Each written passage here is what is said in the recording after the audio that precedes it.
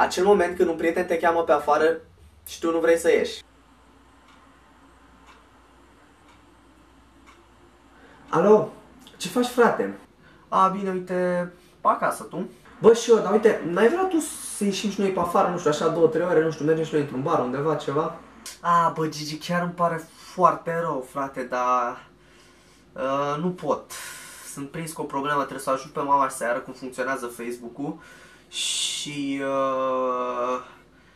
da, îți dai seama, na, ea cum e mai bătrână și așa pricepe mai greu și mi-a foarte mult timp. Dar chiar îmi pare rău, nu știu, poate o să mă revanșez săptămâna viitoare, ceva. Chiar îmi pare rău. E ok, boss, stai liniștit, poate, na, ieșim și noi weekendul viitor, na. Da, frate, stai liniștit, evident, o să găsim noi o zi când nu o să mai fiu ocupat și ieșim, dar te asigur că o să ieșim într-o zi. Da, mai e ok, stai liniștit. Na, vorbim altă dată, da. Hai că ne mai auzim. Pa, pa. Ok, papa. Cum ar trebui de fapt să reacționezi?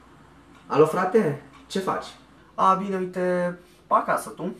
Bă, și eu, uite, n-ai vrea și tu să ieșim pe afară, nu știu, așa 2-3 ore, mergem într-un bar undeva, ceva, un club? Nu am chef azi, nu am chef azi, n-am chef de nimic.